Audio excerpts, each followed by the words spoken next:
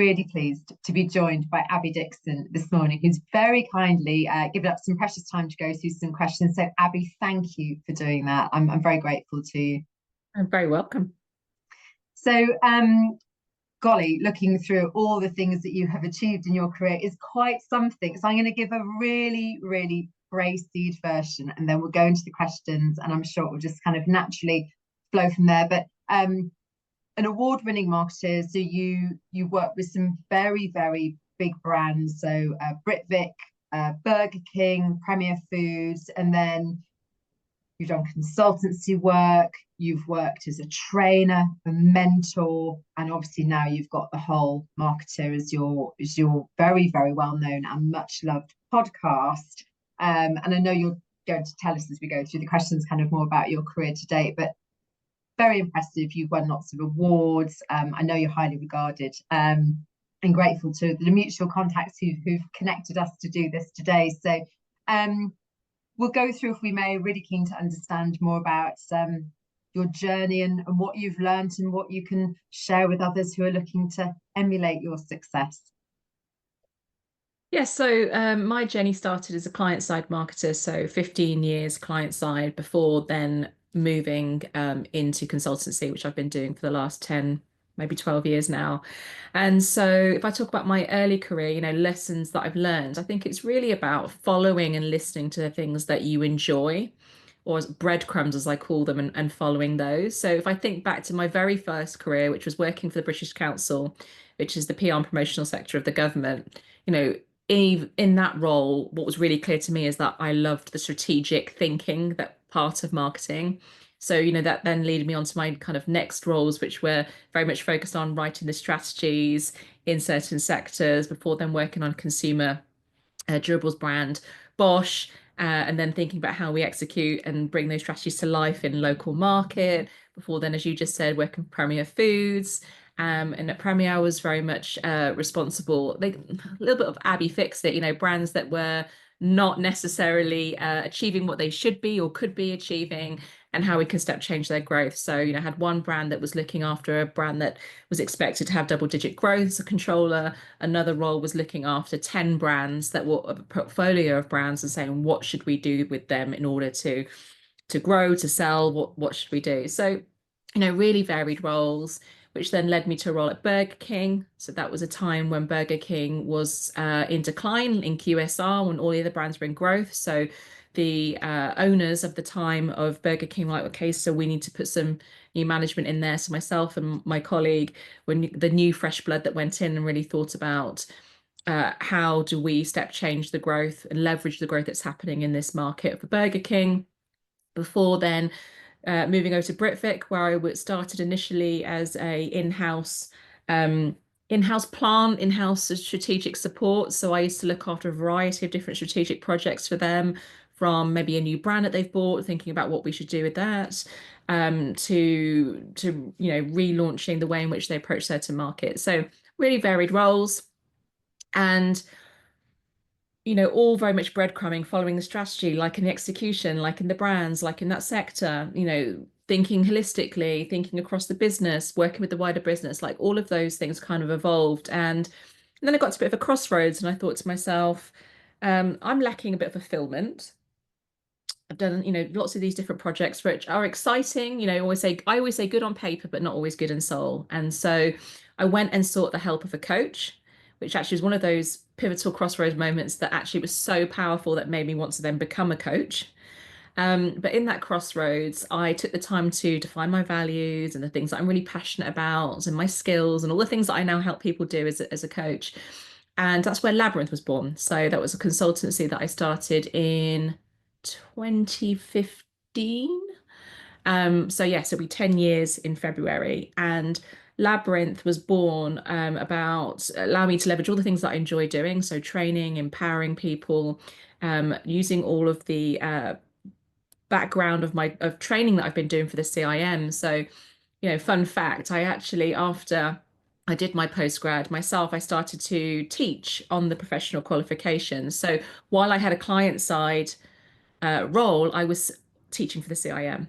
And I still continue to teach the CIM to this day. So I'm initially on the professional qualifications, on the diploma for those that have done it, across all the modules, and I absolutely loved it. So once again, breadcrumbing, absolutely loved the challenge of having students in the room that were from all different sectors and all different industries and the challenges that they had in their markets and with their consumers, but also helping impart knowledge.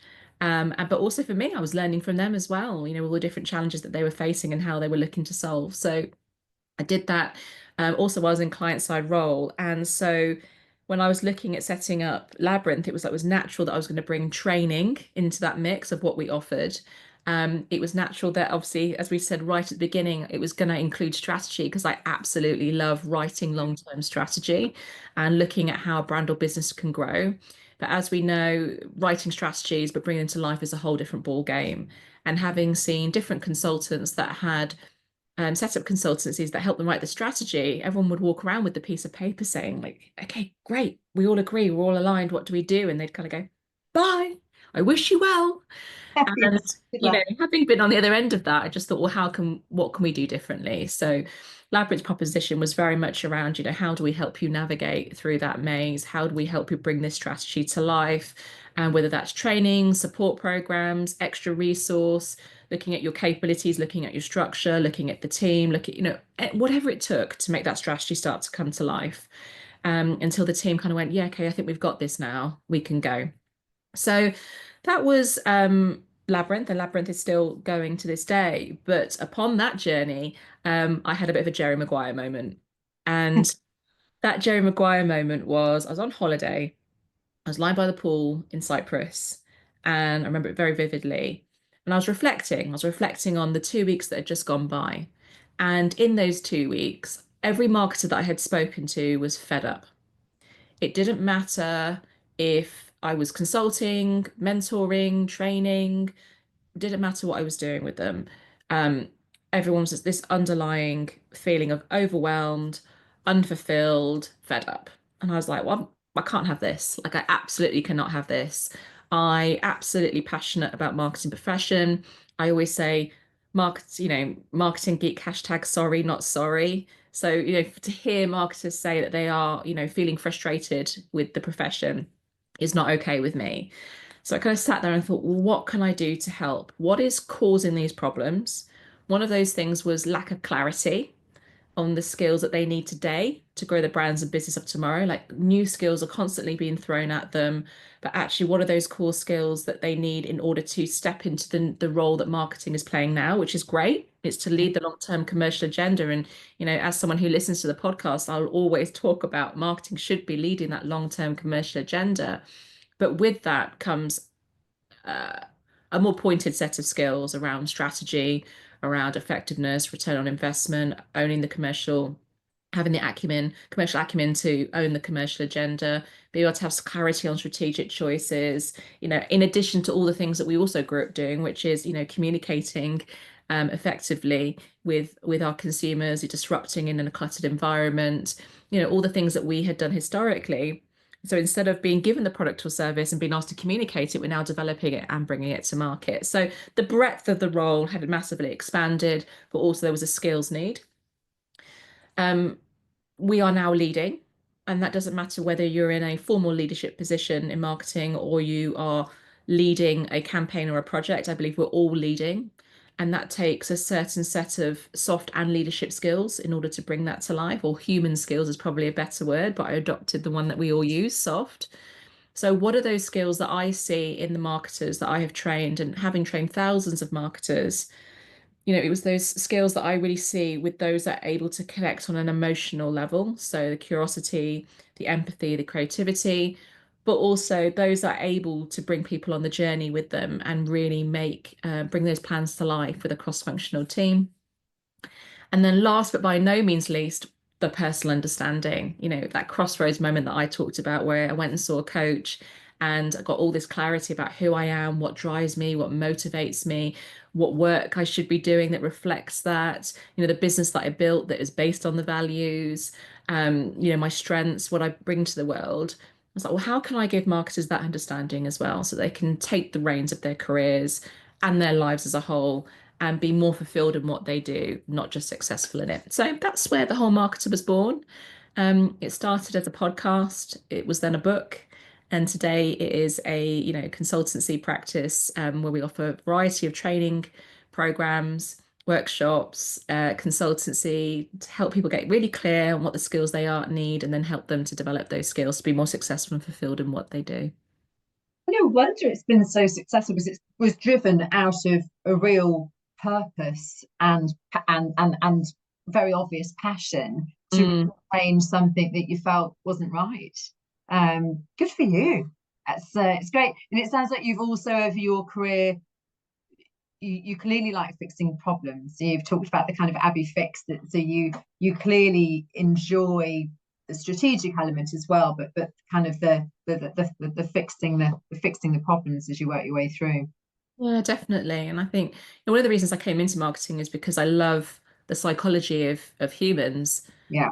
Really, that's the overlap today, is almost like it's the psychology of the marketer and also the human that they are connecting with. There is so much overlap there. And if you have that understanding, you're more likely to be motivated and move forward, but also to connect with your consumer as well. I would agree. And we've spoken there about the work that you've done or do with high profile brands and with high profile leaders, and we've talked about some sort of problems. What do you think might be some of the common challenges that you're seeing the brands or the senior marketers kind of dealing with at the moment? Yeah, there's a few that spring to mind. I think the first one is just the span and breadth of roles today. So, it's great that we're leading the long-term commercial agenda, but with that breadth comes increased accountability. As Spider-Man says, with great responses, with great power comes great responsibility, something of that nature. And because of that breadth, the meetings that they're being drawn into, the aspects of the role, maybe that, I don't know if that's production or that's a cost center or it's finance meetings, and the breadth of role, although they're the right meetings to be in, is a lot.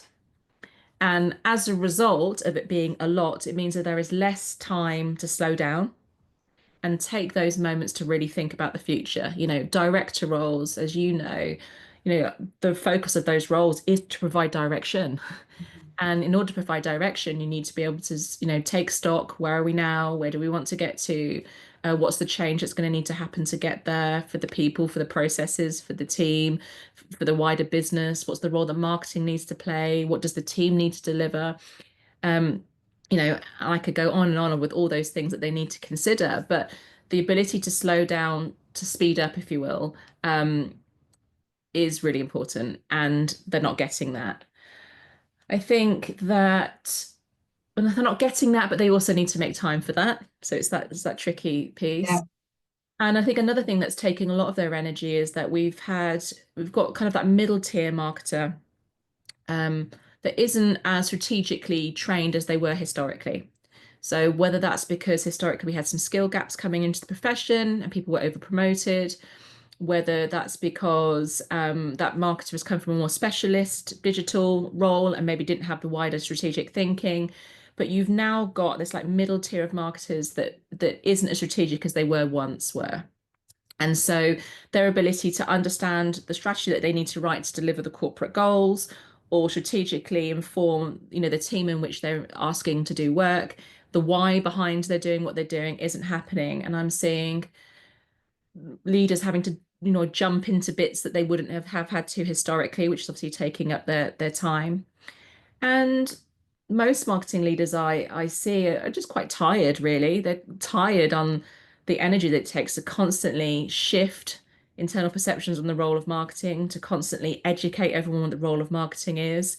And even if they've got there, to constantly educate on, the benefits that it brings and why they should be leading and the effectiveness that we can deliver and the profit that we can deliver and the plans that we have to do those things, the constant alignment. I always remember a quote that Pete Markey said when he was on my podcast. He said, marketers' roles today are part politician, part scientist, part artist. And so there's that creativity that we're often still expected to deliver, despite that breadth of role. There is, that need to still be the politician and make sure everyone's aligned and everyone's voices are heard and everyone feels bought into the vision and the, you know, manifesto of what you're trying to achieve, but also not forgetting the science behind marketing, when marketing is done well. So they are majority of the key themes that I see with the marketing leaders that I work with. I would absolutely agree on those. And one of the things we're sort of seeing at the moment is, I think, the emphasis on the commercial agenda being driven or fulfilled by marketing is shifting right now. So what we've seen in the last 6 months in terms of the C-suite briefs is that marketing is very much now talked about as being the engine for growth for the business, particularly with B2B, because I guess it's a lot more clear cut potentially in that respect. But that's been a shift just in the last sort of 6 months about this phrase that keeps coming through. It's the engine or the driver for growth. And I think you talked about the teams being under pressure. I think that's going to increase over these next 6 months, because we're seeing this focus as marketing being the driver for kind of commercial sales growth. We're starting to see in some of the board changes where that chief of role, it might currently be, obviously different structures for different sectors, I get that, but where you have a CRO, so your chief revenue officer, starting for the first time now to see clients coming to us to say, in terms of the CMO role, actually, we may come up with a new variation of a title, but we will have marketing being the lead and revenue and marketing reporting in. So I think we will start to see our chief marketing officers being the leader at that C-suite level, with revenue reporting in, which would be quite a dramatic shift. And you're just really seeing that just in the last few months. So, but it's trending. There's been a few that are coming through like that, which is great. It's really exciting time. But if you then look at the teams and the cutbacks that have been made in the last 12 or 18 months, we reckon on average, marketing teams have taken out about 22% of their overall team size. So these teams are stretched to the absolute max. And to your point about the people leading the teams, there is no headspace, there is no time, and they're expected to do the strategic thinking. So it'll be a rather exciting next 6 months, but I think we're going to see marketing really in the spotlight in terms of commercial growth, which would be great. But the teams are cut too thin, in my view, at the moment. They've been pared back intentionally, but I don't think that's sustainable. So I think we will see, everyone would be delighted to, but I think we'll see big recruitment in marketing in 2025, because it was cut back so hard in COVID and then again in 2023 that desperately needs to kind of bounce back up the other way next year, which I think it probably will. Which is great to hear. It's great to hear, and I'm always happy when I see a CMO role on the board, because I also see CMO roles in title, but they're not on the board. And I've also seen an increase in some CMO roles being taken away and fractional CMOs being put in place as well. And as you say, while still being tasked with being the growth engine of the business, that resource, headcount, seat at the table all needs to be there for marketing to really, actualize its potential, for sure. Definitely. Irrespective of what titles they go for, it will be the senior marketers, I think we'll see in 2025, who'll take that top seat at the C-suite. And I think there'll be more people going up to that level than we've seen in previous years. I think it'd be a really interesting one to watch.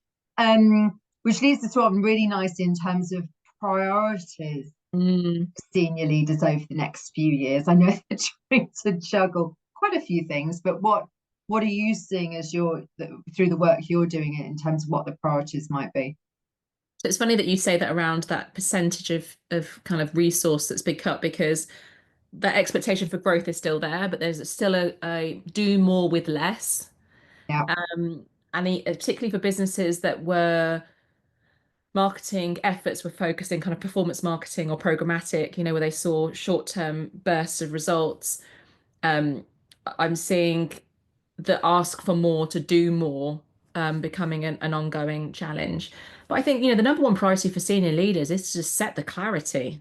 One of the articles that I write, so I also a columnist for Marketing Week, and one of the articles I wrote was called "Are we facing a clarity crisis?"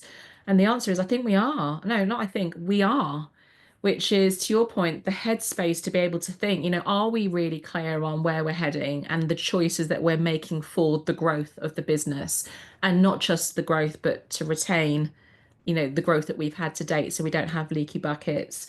And are we really clear on what not only strategic choices that we're making, but what are the right drivers for that growth beyond comms, as well as the investment that we need to make that happen, and ensuring that that is there and that the whole business is bought into the direction of travel, including the marketing team understanding why. And that lack of clarity is impacting the work that's going out, because what's being briefed out isn't necessarily clear.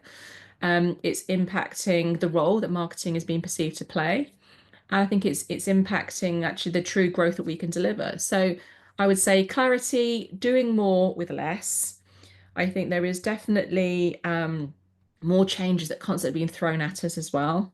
So I think there'll be a priority for senior leaders to at least have a point of view on what the latest thinking is and what that might mean for their team and their approach to marketing. AI is the one that everyone is buzzing around at the moment. And I was at a conference recently, and there was AI being shown in kind of not two, as in multifaceted, but two that really stood out for me. One, as a cost saver, to reduction of headcount, back to what you were saying. Okay, this is a great cost saving, but actually also the time that it can save marketers, from the analysis that it can do, particularly around strat planning, and given the right inputs. I forget the correct terminology, but given the right inputs, it can be prompts, that's the word. Prompts. That's it. Given the right prompts, it can be used as a tool internally that can save us time. But how do we make sure that that is positioned? We get a really clear point of view on how we're going to use AI within our team to give that confidence to the business that, yes, we are exploring it, but this is how we're going to use it, but not also kind of falling under the pressure of, head reduction and cost savings, but actually time to think, because that's the thing that we're missing the most. It's a really interesting one, and I hope, kind of as an extension of that we see a couple of other things next year. I hope we see more training for these teams, because not only have they been cut right back, but if I had £1 for every one of our senior marketers who sort of said, oh, I'd love to go and do this course, or I wish I had a coach or a mentor, or there's a real hunger and a desire for learning. I appreciate that there is a cost associated with these things, but it would be great if that became something that was reintroduced, if you like, in 2025, because it's all been cut right back. I think the other thing that will be, as a priority for kind of the senior leaders, that I hope happens, is there's a greater education at that board level about the value that marketing can offer from a commercial point of view. And it's going to come, because obviously they're now looking at marketing as not now looking, but there's a renewed emphasis on marketing as this engine for growth. I think there's maybe a bit of an education gap with the rest of the main board as to the value that marketing can offer, and actually what these teams are doing, and the amazing strategies that they deliver, and the output that they can create. And I think there's a bit of a disconnect between the fabulous things that the marketing team can do and the actual understanding of what that means at that board level. Certainly from the conversations we have, I think that would make a big difference if that gap can be bridged. Definitely. And just, on that point around, the re-education, moving from a cost center to one that is the growth. Yeah. And, being able to demonstrate the investments that you're making, and the effectiveness behind them and the return on investment is really important. But so is making sure that that measurement mechanic is in place, and educating, because I think, as I was mentioned earlier, if certain type of marketing allows you to see immediate results, let's just say performance marketing for conversation, then having to educate that that's a short-term game and there's a long-term game with that. We as marketers know it's the long and the short of it that allows us to have sustainable brand growth. So the education that comes with that and how that investment that you have is being deployed in order to achieve that is something I know a lot of people are not struggling with, but seeing as a challenge, to making sure that they have the measurement in place, they are able to demonstrate, they're able to educate, as you say. And then just to echo on the point about training, I had a study last year from the CIM, and they were talking about, where's the training being kind of placed? The majority of it isn't with senior leaders. Most of it is with specialist roles, so digital roles. So Yes. as we know that, digital is always evolving. And the thing with digital is even if you look at where the skills need to be versus where they've upskilled to, there's always going to be a gap because we're constantly evolving. That actually it's almost like the senior leaders have forego the training pocket for them, to allow the specialist skills to be brought in and invested in the team, but not the whole team, not themselves. And also some of those core skills that we talked about earlier are being forgotten, or need to be addressed in order for us to really make sure we are going to be the growth engine. It's going to be a busy year next year, isn't it, as Yeah. they tackle all of these things. What about advice now? I'm sure you've got lots of different pieces of advice. If you've got some advice that you would share with other people who are looking to set their sights on these senior leadership roles. I think start leading, really taking that leadership role now. As I said, you don't have to wait to be in a leadership role to be a leader, and being really clear about what kind of leader you want to be. Take the time to, first of all, develop your personal understanding. So, what are your values? What drives you? What motivates you? What's your purpose? But also get really clear about what kind of leader that you authentically want to be. What does the team need you to be? What does the business need? But actually, what do you bring? And how do you bring that to life through the work streams, the ways of working, the way that you show up, your style of leadership, and getting really clear on that, or taking the time to think about that and hone and refine as you go is really important. So that when we do arrive into these leadership positions, we're not arriving in a place of, oh, I'm a leader now, I need to do this. And a lot of the work that I do with leaders is, they do arrive in leadership positions having only experienced the leader that they've had before them, whether that was positive or negative or somewhere in between, either going, I know I don't want to do that, and maybe some thoughts on what they may do and nothing else. And actually what ends up happening is they end up leading in a way that they believe that the business wants them to lead, or a way in that they see other leaders potentially around that board leading, and it doesn't feel authentic to them. And there becomes this like internal jar. So I always say anyone kind of aspiring to have that leadership position, I was like, do the work on you, get really clear on your personal understanding, get really clear on kind of your being intentional with your leadership style, and looking at, how you bring that to life and thinking about the legacy that you want to leave behind, so that when leadership positions do come up, you can say, not only did I have this team that I had to lead, but this is how I led, and this is what happened, and this is what it was like to be around. And you've got more learnings around what works, what doesn't work with different individuals as well. Of course, it's important if we want to be the growth engine to be strategically, brilliant, to be able to set visions, inspirational visions that motivate the wider, that give clarity, but also motivate the wider team, that inspire, that people want to come on the journey with you, getting really strong at storytelling.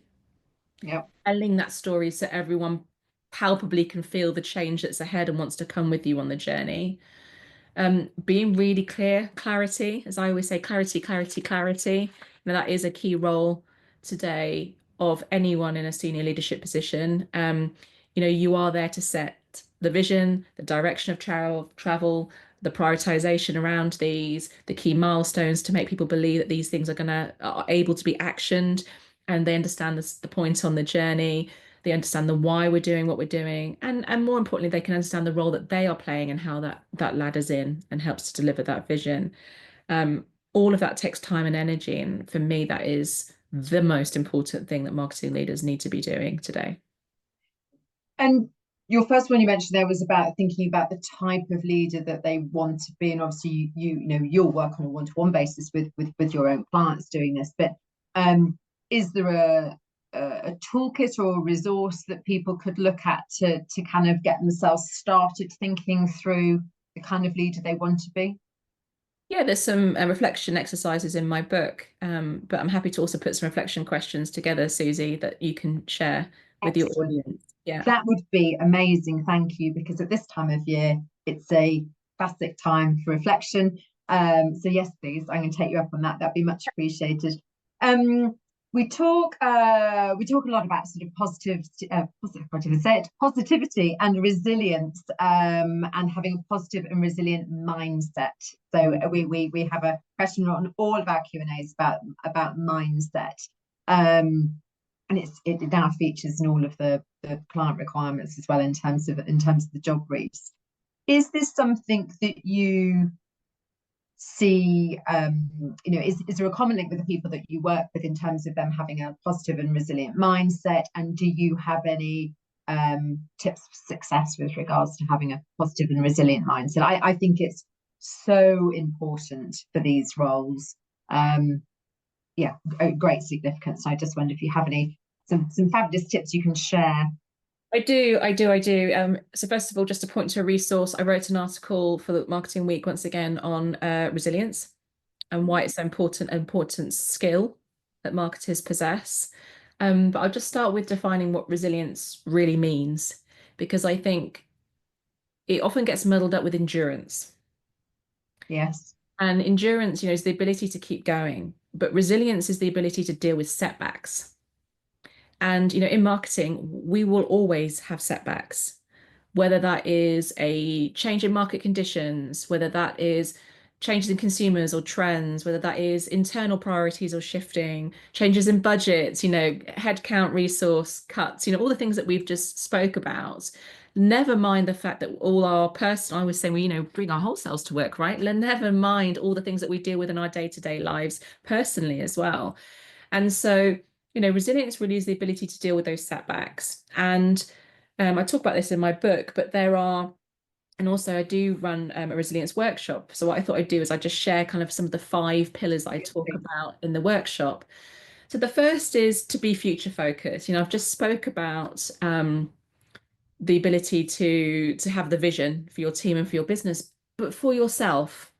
There's that well-known saying of the person that knows their purpose or knows their why can live the here and now.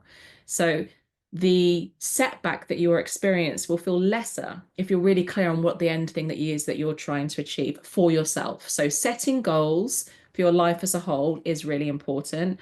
And maybe having a vision or a vision board for your life as a whole is also really important because it helps give you perspective, but also allows you to be future focused. The second thing is, your flexibility of thinking. So in order to deal with a setback and move through the change curve very quickly, everyone's ability to deal with that will be personal. Personal based on the amount of setbacks that you've achieved, the amount of personal lived experience that you have with dealing with setbacks, but also the amount of thoughts or ideas that you have around how you can solve the problem. So as you move through that change curve, shock, denial, frustration. As you move through that, you'll move through it a lot quicker if you can see an idea about how you can solve the problem. And having flexibility of thinking is really important. So we stay open-minded, we listen to others, let them share their different opinions or ideas about how they might solve that, but also for you to make sure that you're staying on top of different ideas, what's happening in the outside world, so that you can draw on those as well. The next is energy. Being really intentional about where you get your energy from and setting boundaries around the things that are really important to you. Now, I can sit here and say to everyone, you need to eat well, you need to sleep well, you need to do good, have rest. Yes, they are all important. But what's most important is the ones that are most important for you, that when that gets pulled, you are not your full self. So for me, if I don't sleep well, almost like all of the straws will start falling down. Yes. So, I like to walk, also important to me, but if I don't sleep, that's the most important one. So how do I prioritize the quantity of sleep that I get? How do I ensure that I do get to spend time out in nature because it's very good for my perspective? But also being really intentional about what gives me energy. So when we do things that play to our values or we do things that play to our strengths, they give us energy. So it's just as intent, you need to be just as intentional about what you're doing outside of work as to what you're doing in work, because every one of those things is a token that you're putting in your container that you can draw on that's going to give you energy. Like they're saying, a Sunday well spent brings a week full of content. And so, being really intentional that you are doing things that fill up your cup so that you've got lots of coins in that for the week ahead is really important. The next, inner drive. What's your values, what your purpose, why are you doing this? What are you motivated by? What's the emotional connection that you have towards the thing that you're working towards? Because that's going to drive you past this setback. And last but not least, strong relationships. You have to have someone that you can phone in any scenario. I think Simon Sinek calls it a 7-minute friend or 7 minutes, which is basically, who is that network of advisors, of friends that you can phone and just release everything that's happened to, vomit on them, get it out, but also the person that might give you some soundboard or perspective or reflection. It's so important that we have strong relationships around us that we can go to in times of setbacks to allow us to get all of those things, and also providing that for others in our network also. Oh, that is brilliant. You and I are exactly the same on the sleep. Yes, if that doesn't happen, everything else, the wheels come off everything else. That's really, really good advice. And I mean, obviously you work with your clients on these areas, but are you seeing do you see mindsets being absolutely critical for success in terms of how people? Definitely. And I think for me, positive mindset, or is it growth mindset? Because I think positive mindset, I think sometimes the pressure to remain positive during these times can be too much sometimes for a leader or for anyone for that profession. It's okay to be disappointed. It's okay to be frustrated. It's okay to accept that that's how you're feeling. And actually, relationships are built on times of vulnerability. So I think it's important that we go, we allow ourselves to have that, because it means we're probably more likely to be able to move through that change curve a lot quicker if we allow us. I think what's more important for me is the growth mindset, which is, I don't know how to do that yet. I don't have the skill to do that yet. I'm going to work on this thing that I've not done before, and I will learn as I go. And I think for me, that's most important, because marketing is an ever-changing and evolving profession. The skills that you have today will not get you where you need to go in the future, because we are constantly evolving and changing. Yes, there's a core set of skills that we all need, but whether that's particularly for yourself, we're appointing people in new roles. You will have to have a growth mindset, because you'll be working with a new organization, with with new employees, new teams, potentially a new market with a new set of consumers. You have to embrace the fact that that will change, and with change means you will need to learn, adopt, and grow. And with that needs to be a growth mindset. So for me, growth mindset is what separates the best from the rest. And those that have the hunger to learn, the people that ask the curious questions, people that sign up to the webinars, the person that, goes, I don't know how to do that yet. I'm going to get someone to help me that does until I do, is the most powerful space to be in. The growth mindset, be curious. Yes, definitely. Okay. And you're absolutely right. It's a continuous learning curve for us in terms of, every role, every client. We are basically just continuing to build our knowledge base up and up and up, and that will always be the same. It's one of the things I love about it, to be honest, because you're continuing, you're learning continuously. So finally, to kind of finish this off, what's on the agenda for you and the whole marketer for next year? What are your plans, and where can people listening access you and your resources and the podcast? So you can find me on LinkedIn, Abigail Dixon. You can go on to www.thewholemarketer.com. You'll find free resources on there. You'll also find more information about our training programs, our workshop programs, our coaching, our mentoring, and our consultancy services. Of course, the podcast will continue. We are at episode 135. Oh, wow. Okay. Yeah, and for those that haven't listened yet, each episode aims to be no more than 40 minutes because marketers are busy enough, unless it's on an emotional topic, in which point they will be longer. We do cover all of the holistic marketing skills that I believe marketers of today need to grow the brands and businesses of tomorrow. So there are technical skills, soft skills, leadership skills, an area of personal understanding. And we also cover the latest thinking because I suppose I always wanted, I'm going to re-say that. I always think it's important to be at least mindful of the latest skill, whether that is something that you understand and you want to go away and explore more and build it into your personal practice or the practice within your team. And so each of those episodes, each season, we will focus on an episode of latest thinking to make sure that you are abreast of the changes that are happening as well. I love it. Fantastic. I wish you every success or continued success for next year. And Abby, thank you very, very much for giving up your time to do this today. Really appreciate it. Very welcome. I've enjoyed it.